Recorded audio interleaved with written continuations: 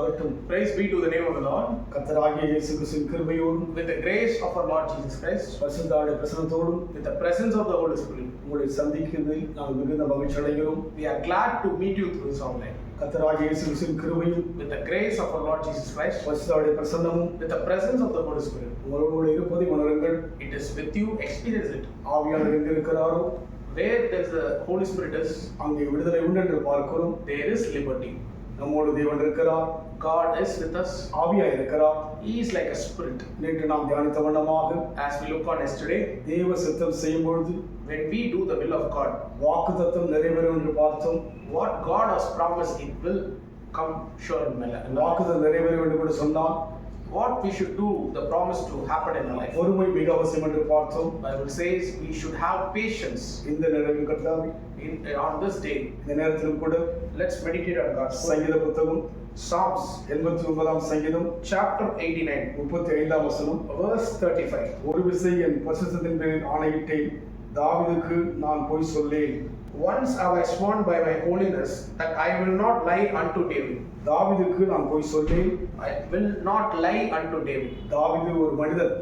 David is a man.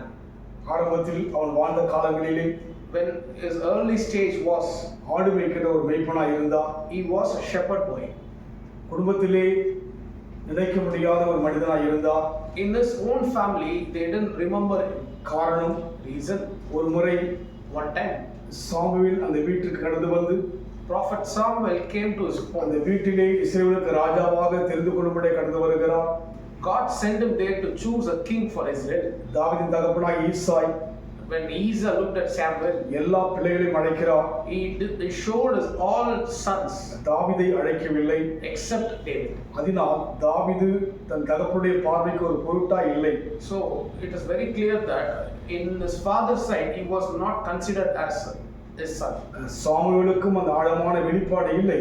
Samuel also doesn't have this revelation. ஆனால் வேதத்தில் பார்க்கும்போது But in the Bible, தாவீது சொல்கிறார், King David is saying, தேவ சமூகத்தை நோக்கி பார்க்கின்ற பொழுது when I look at God's presence, தேவனும் சொல்கிறார், God is also saying, தாவீதுக்கு நான் பொய் சொல்லேன் என்று சொல்லி.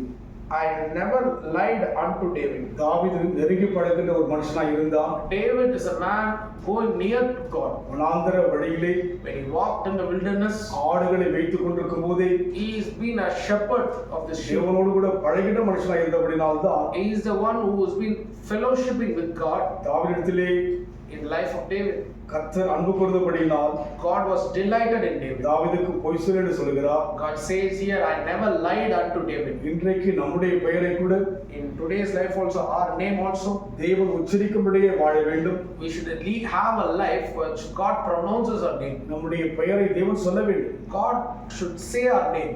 அனைவருடைய பெயரை தேவன் அழித்ததாக நாம் பார்க்க முடியும். Many people say God has crippled, it says the Bible. தேவன் அழைத்திருக்கிறார். God has called us. அதுபோல் நம் வாழ்க்கையிலே So in our lives also, அழைக்கின்ற மனுஷனாய் இருப்போம். we should have the calling in our life. நம்முடைய பெயரை சொல்லும்படியாக நாம் வாழ்வோம். God should call us in a way. இங்கே தாவீதுக்கு சொன்னபடியே In the life of David ஒரு also, விசை என் பரிசுத்தத்தின் பேரில் ஆணையிட்டேன். once I have sworn by my holiness. ஒரு முறை தேவன் சொல்லிவிட்டார். If God said it once, அதை செய்வதிலே உண்மையுள்ளவராய் இருக்கிறார். He is faithful to honor His word. கால தாமதமாகும். Even it is get delayed. வருஷங்கள் கடந்து போகலாம். Years may go. சலித்து போகின்ற அளவுக்கு இருக்கலாம். We shall have a discouragement of that. குழப்பம் அடைகின்ற அளவுக்கு இருக்கலாம். We will get confusion also. வெறுக்கின்ற அளவுக்கு இருக்கலாம். We will have a bitter in our heart. வேண்டாம் என்று தூரம் போகின்ற அளவுக்கு இருக்கலாம். We may have to move away like that experience. தேவன் ஒரு விசை சொல்லிவிட்டால் But when God promised one time, அவர் மாறவே மாட்டார். He will never change. அவர் சொன்ன வார்த்தை What He said, எப்பேற்பட்டதாம் how it is. 34 வசனம் சொல்லப்படுகிறது.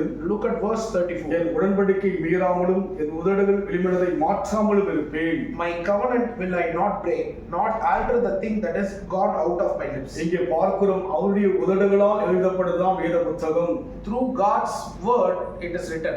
அவர் என்னவெல்லாம் உதடில் பேசினாரோ Whatever He speaks from His mouth, அதையெல்லாம் எழுத்திலே எழுதியிருக்கிறபடியினாலே it is written in words. வானம் பூமி ஒழிந்து போகலாம். As the heaven and earth may go, இந்த வார்த்தை ஒழிந்து போவதில்லை. but this word never be destroyed. நமக்கும் ஆணையிட்டிருக்கிறார். God has promised to us also, தாவீதுக்கு மாத்திரமல்ல, not only to David. உங்கள் பெயரை யோசியுங்கள்.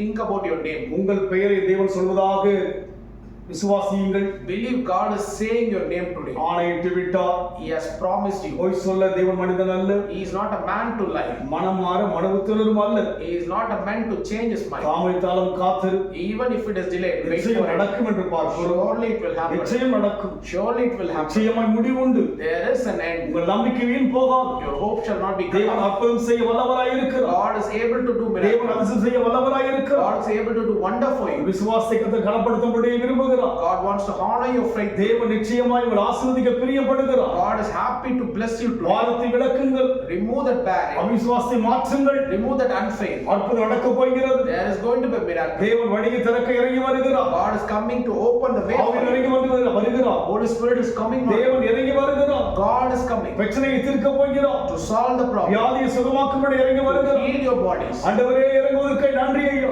Thank you, Lord, for எத்தனை coming. நாட்கள் இந்த பலவீனம், How many days this எத்தனை sickness? நாட்கள் அந்த பலவீனம், How many days this இறங்கி நின்று sickness? கேளுங்க. Ask God. கர்த்தர் அற்புதம் செய்யும்படியாக God will do இந்த it. நேரம் இறங்கி கொண்டிருக்கிறார். This time God is நேரம் ஒரு touching. வழியை திறக்கும்படி இறங்கி கொண்டிருக்கிறார். God is opening a way for you. கட்டுகள் உடைக்கப்படுகிறது. Breaking the barriers. கபாலா சந்தரபா. We thank you, Lord. கட்டுகள் உடைக்கப்படுகிறது. Yes, the bondage is கட்டுகள் breaking. உடைக்கப்படுகிறது. Barriers are broken. பலவீனங்கள் முறிக்கப்படுகிறது. Chains have been broken. அற்புதத்தை தேவன் செய்ய இறங்குவதற்கு God is நன்றி. doing a wonder for you. ஆவியானவரே அற்புதம் Thank you, செய்வதற்கு Holy நன்றி. Spirit.